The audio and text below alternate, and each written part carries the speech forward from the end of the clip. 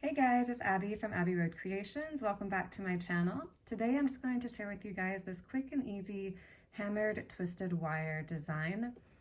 This design works great with any type of drilled crystals that you can hang in the middle. This one I did with the polished quartz point, and today I'm going to make another one with this really pretty deep red carnelian bead. So in order to get started, you are just going to need one 10-inch piece of 20 gauge or 0.8 millimeter copper wire. And you're going to need a hammer. This is a half dome chasing hammer. I have a link for it in my tools list. And I like to use a little mini anvil to hammer on. Otherwise, you can find little square hammering blocks too that are available at most jewelry stores.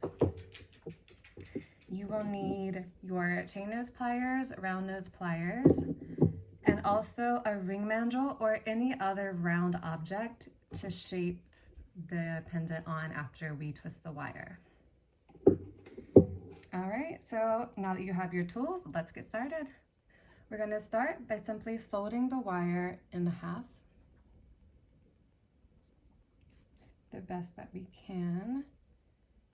And we're going to cross it over. This will leave us with like a little tail that we can hold on to with our pliers as we twist the wire.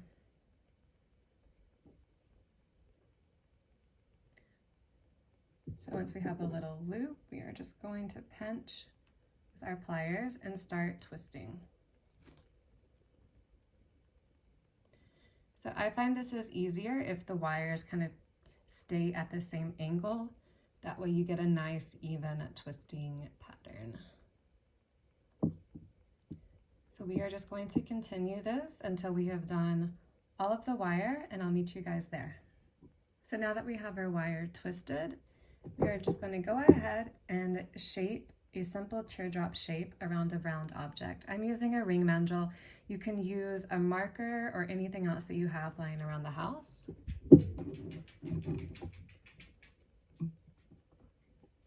So on my ring mandrel, I'm doing this at around a size 7. So this one will probably be a little bit smaller than the original one, but that's all right because the gemstone that I'm using is a different shape, so I prefer the smaller pair.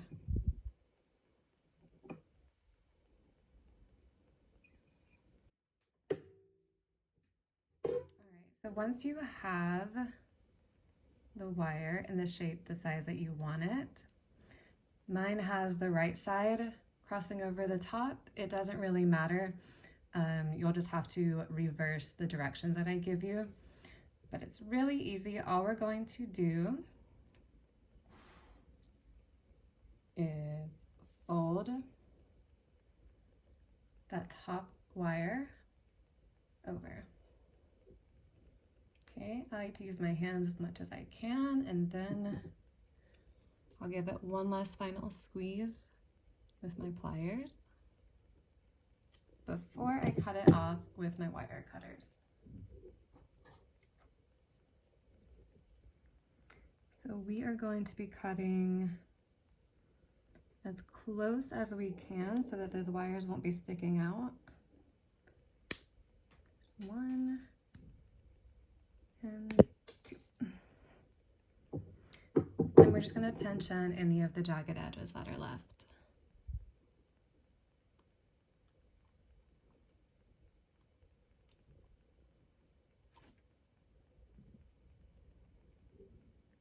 All right, so right here, I'm simply going to take my pliers to bend that wire straight up.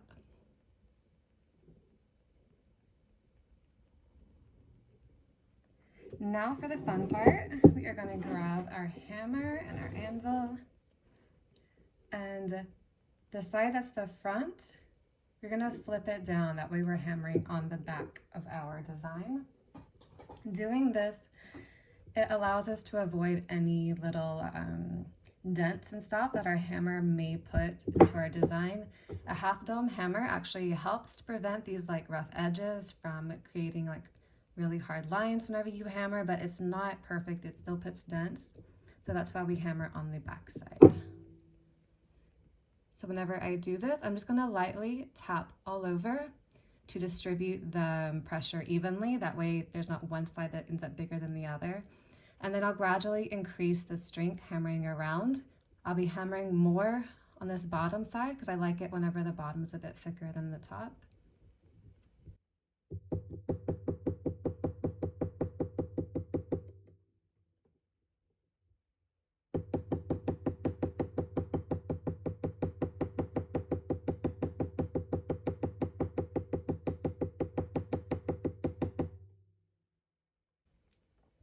Okay, you can see it's starting to flatten out. We're just gonna work little by little. We don't need to go too fast. That way we avoid warping and deforming our wire.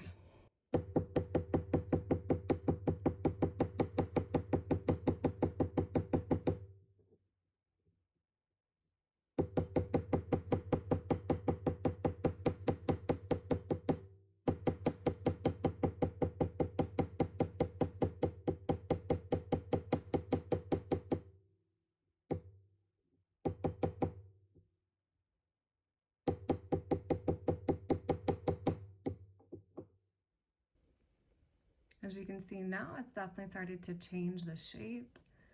It's flattened out. You can do this however long as you want until you get the desired effect that you want.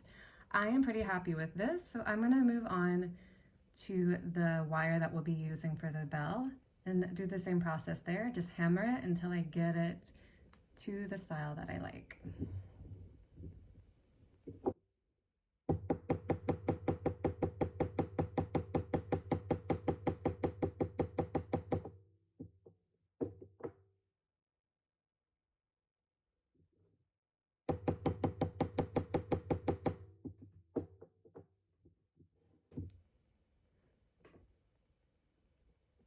All right, once you're happy with everything, we are going to make the bell simply by bending this wire forward and then gently creating a smooth curve. I start with my fingers. You can go ahead and grab your round nose pliers if you find this too difficult.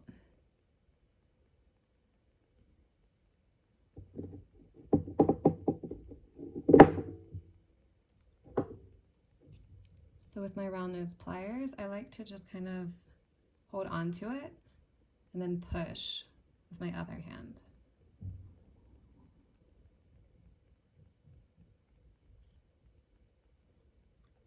And then this wire here, we are just going to snip it off and then pinch this in. If you have these wires that are like this, mine were a bit too spread out.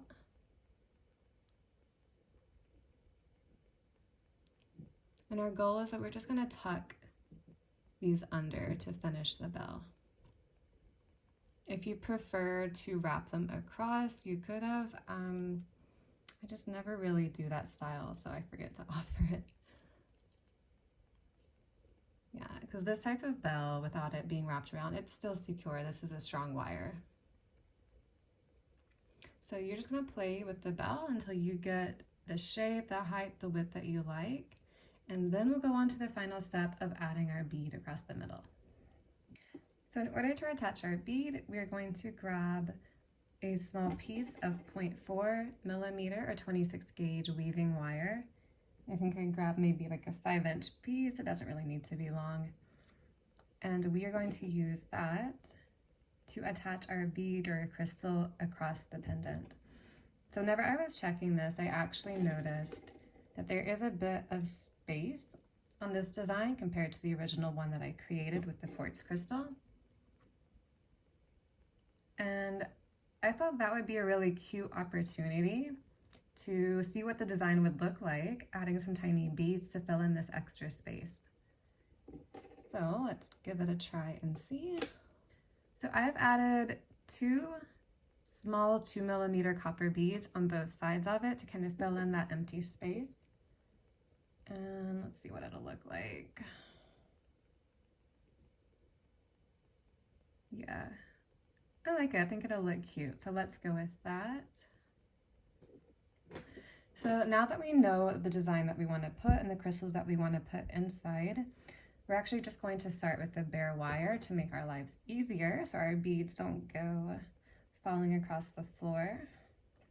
And we're just going to hold that 0.4 millimeter 26 gauge wire. I start on the left-hand side, I just find it easier. And we're gonna wrap that wire around going up towards the top of the pendant. So I just wrap it around about 3-4 times.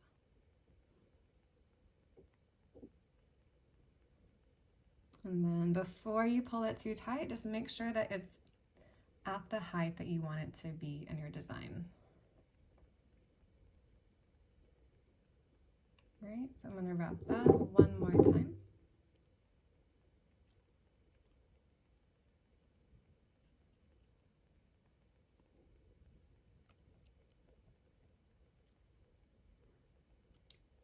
So the way that I'm going to cut this, I have this wire pulled straight up so that hopefully it won't be on the back of the pendant and we won't have to worry about it scratching anyone who's wearing it. And I'm just going to take my wire cutters and cut off as close as I can, and then use my pliers to squeeze that end in tight so that it doesn't move. Now we can add our beads on, and then we'll secure the other side. Okay, so same thing. Once you have it in the position where you want the wire to be along the side, we're gonna pinch. I pinch with my left hand, and I use my right hand to thread the wire in the direction going up towards the top. And I'm gonna wrap it around about 3 or 4 times.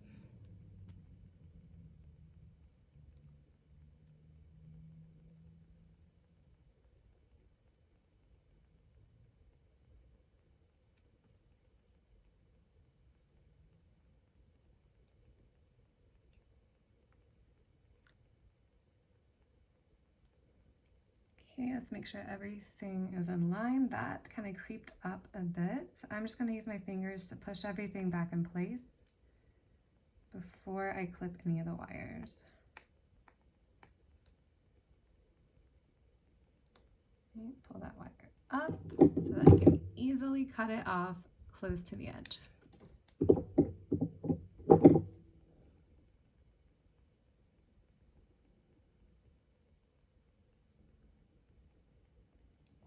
Okay, we're gonna pinch both of these tight so that they stay put where they are. And there we go. So I will be putting this one in a liver of sulfur solution later to oxidize it to give it the same antique effect that this one has. Or if you prefer it like this, you can just let it oxidize naturally or continuously, give it a nice polish if you want it to stay bright copper. So I hope you guys enjoy this tutorial. Let me know what you think of this design and what designs you'd like to see in the future. And I hope you guys have an awesome day.